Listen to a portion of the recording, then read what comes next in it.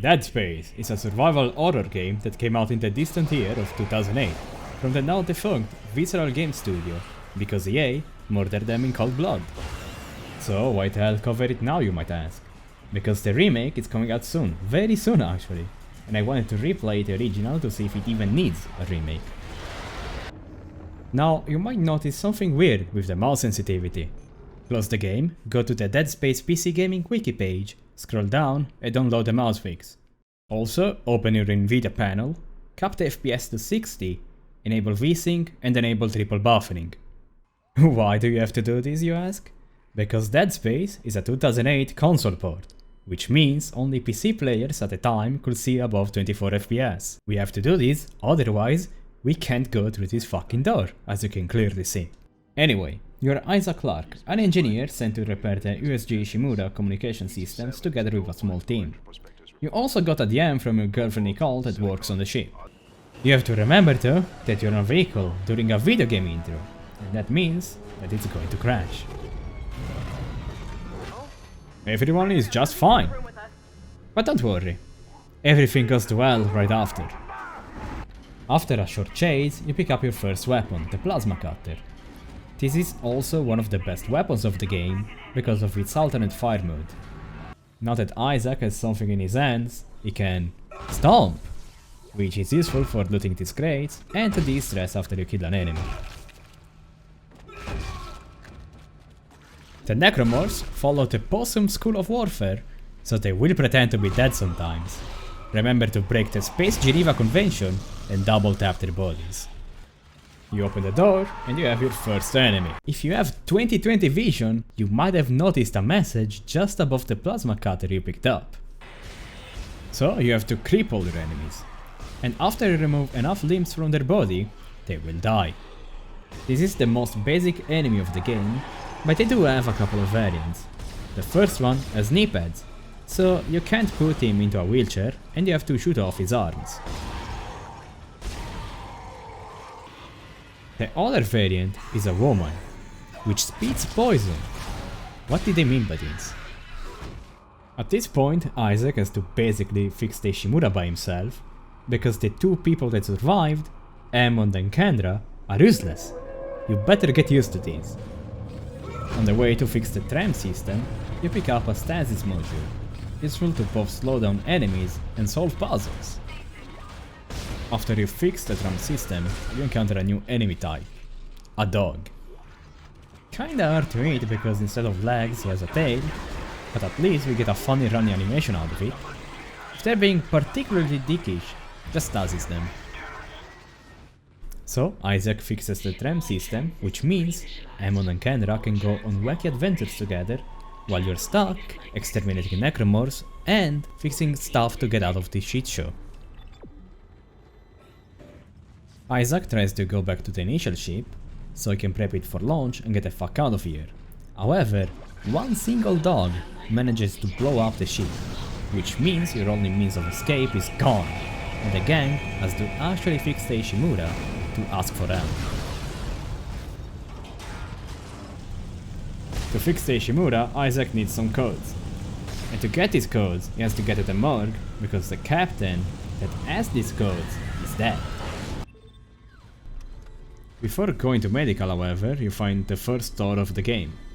In here you can find your first 2 weapons and a suit upgrade. The line gun is pretty okay, pretty useful for horizontal sweeping, but the secondary fire is a mixed bag since it's a mine, that instead of getting triggered by proximity, which is how mines work, is instead time based, which means most of the time it leads to yourself getting blown up by your own mine, while you try to lead the enemies into it. The second gun is the pulse rifle, and it's incredibly cheap. There is a reason why the 2 guys in the beginning died, and it's only because they were using this shitty weapon. The secondary fire does this, which eats through all your ammo for basically nothing. Don't waste your credits on this. To unlock more weapons, items and armor, you'll have to find schematics, and these are scattered across the game. By chapter 4 you'll have every gun. When you buy a new suit, you get a pretty nice animation showing off the new model. However, you also need to upgrade your weapons and armor using power nodes. You find these in blue shelves, or just buy them at a shop. Just a tip when upgrading capacity or your maximum life automatically refills your magazine or life. So if you want to min-max, wait until you are dry before the upgrade.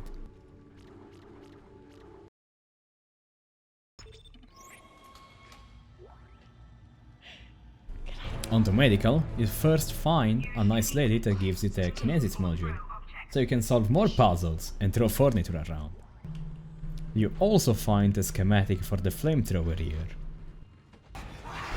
The flamethrower is alright with some upgrades, and the secondary fire lets you cast fireball. Just be careful and don't walk into the puddle of fire afterwards. After murdering your way through this place of healing, you encounter a new enemy, the small dog. The line gun is perfect for these guys, as long as they stay on the fucking ground, that is. Isaac needs to make a thermite bomb to access the morgue. To find the components, you get introduced to the vacuum of space, where your air is limited and you have limited time to do things. You also get introduced to zero gravity areas where you can fly around, but that also applies to the enemies in this area, which are usually dogs and small dogs, here to reduce the quality of your time in zero gravity. Sometimes the dogs disappear and teleport beyond you. While snooping around for materials to make your IAD, you also find a special door that requires a power node to open. Always have a power node on yourself to open these, because the treasure inside is always worth it. On the way back, you also encounter these little sheets that only exist to make you waste ammo until you have the force gun.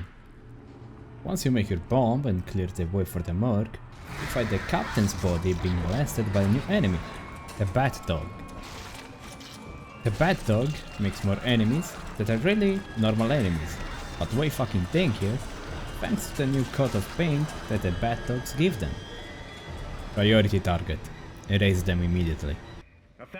Ammon gets the codes, calls you, bitches about not being able to kill a single necromorph because he's still using the shitty pulse rifle, and tells you that all of this is the fault of dirty Xenos.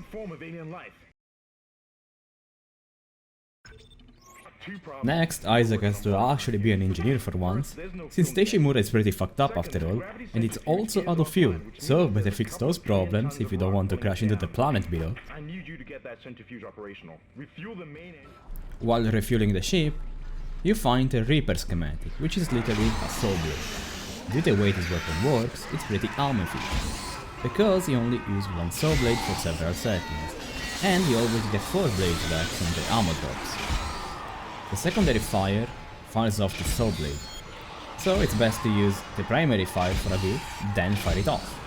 After fixing the centrifuge, you get molested by a giant arm, and you encounter a super fun new game mechanic, a mid-floor that slows you down and fucks up your mouse sensitivity. In any case, Isaac has to restart the engines of the ship and encounter a new enemy, the fat fuck. These guys honestly aren't too bad, they just spawn enemies sometimes when they die.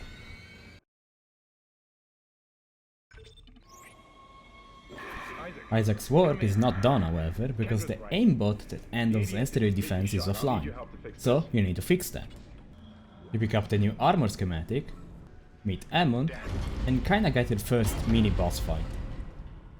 This asshole is armored in the front, and he's gonna charge you, so you can circle around him and shoot him in the back. After he takes damage, he starts hunkering down, leaving his butt exposed, so shoot it. You take an elevator down and you get to see how the captain died, and you also get a contact beam schematic. The contact beam needs to charge first, but once you manage to get the shots off, it deals a ton of damage. The secondary fire is a fuck off shock. After dodging some work hazards, you get a schematic for the force gun, the shotgun of this game. The force gun is pretty good. It knocks away enemies, and the secondary fire is a grenade that explodes on contact. Just be aware of the explosive radius though. Isaac manages to bring online the asteroid defense system. so you can enjoy a high-action, blood-pumping turret section. After that's done, something else pops up. Apparently, the necromorphs want to enrich the air on the ship with COVID.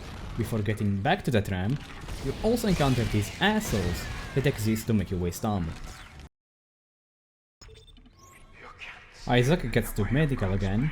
This way he can make a chemical that maybe will fix the problem. But some stoner screwed with the doors to make your life harder. After you make the chemical, you encounter Dr. Mercer, the same guy that killed the captain. And, as you expect, he's batshit insane. He sends his puppy after you, a fucking necromorph that doesn't die and keeps regenerating, so it only exists to piss you off and make you waste ammo. You escape and try to find a new DNA sample to complete the chemical. On the way, Mercer keeps cock-blocking you with cutscenes and forcing you to waste ammo on the regenerator by locking you in closed arenas. After a while, you find yourself in a cryogenic facility. This means you can cripple the regenerator and freeze it.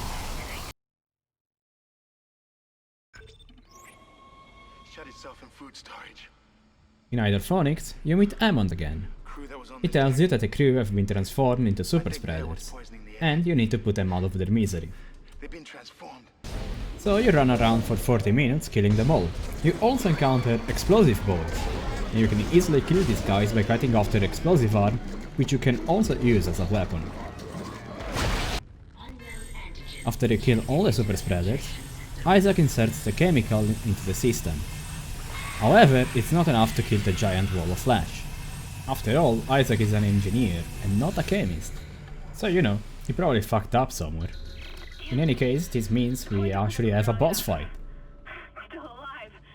So it's the first boss fight. Well, it's kinda meh, not gonna lie. It's in zero gravity, so you can use the jump to dodge the tentacle slams, and also the boss throws stuff at you that you can grab and set back. Honestly, this boss is kinda spongy, so you might want to stock up on ammo at the store before this fight. This may be our last chance. After all that, Kenda tells you she found an SOS beacon that you can place on an asteroid so nearby ships can come and rescue you. If you attach the SOS beacon. While looking for the beacon, Nicole finally shows up to help you. You just have to protect her while she opens the door. Behind the door, you find a level 4 suit and the beacon, so pick them up and go back to the asteroid.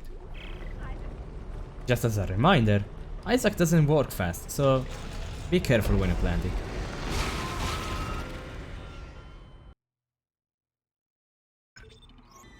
Hey, finally some good news! The USM Valor, a military ship, got a distress signal from the beacon. I don't know what it was doing out there. However, Isaac still needs to fix the communication array to send actual messages. On the way to fix the communication array, you encounter a new enemy. He's a lanky motherfucker that looks like Slenderman, but this time I have a gun. Like the fat fuck when he dies, he drops more enemies to kill. After Isaac repairs the communication array, the Shimura can receive DMs again, and the Valor doesn't waste any time. The problem is that they pick up an escape pod that contained a necromorph. So, to try and warn them of the danger, you get another turret section. But it's too late, and the Valor crashes into the Shimura. Hammond comes back to life just to tell you to fix something. In this case, it's a shuttle. To do that, you need to board the Valor and steal their singularity core. So you board the Valor. Once inside, you can see what happened after they opened the pod. This is only further proof that even the military is composed of mentally challenged apes. Considering that actual soldiers that had the power to literally slow down time didn't manage to kill a single necromorph. Still, these guys are nothing special really, and they're still weak to stasis, so really just shoot them like a normal enemy. On the way to nick the singularity core, you get hailed by Dr. Kine, telling you that there is a way to stop all of this, and instead of using the shuttle to escape, mind you, the only means to escape that you have, you should use it to return the marker to the planet. By the way, don't forget to do the shooting gallery, it does give you nice goodies. After you acquire the singularity core, the Valor starts blowing up. And Hammond shows up again just to get killed behind the glass.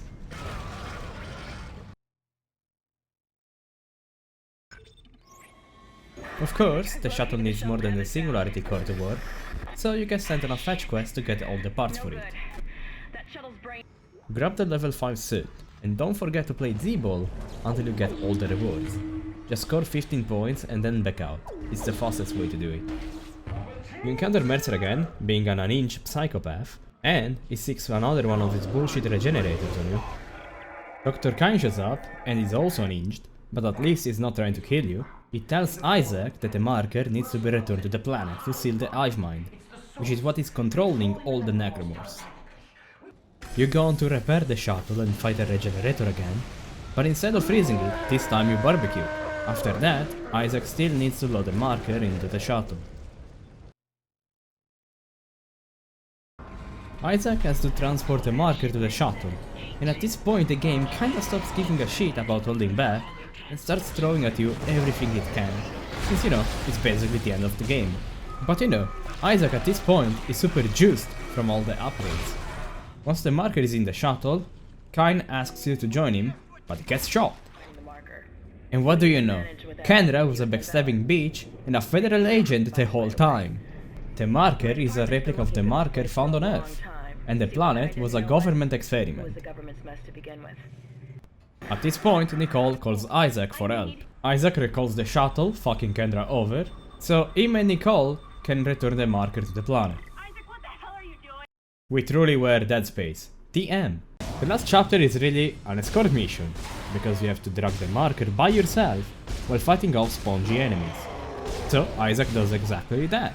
He puts the marker back in its place after getting cock-blocked by his stupid ass arms, whose only purpose is to make you waste ammo and piss you off. After putting the marker back in its place, Nicole shows up and disappears into a giant lens flare. Isaac is about to finally leave, but Kendra, that hoe, comes back just to undo all the progress he made.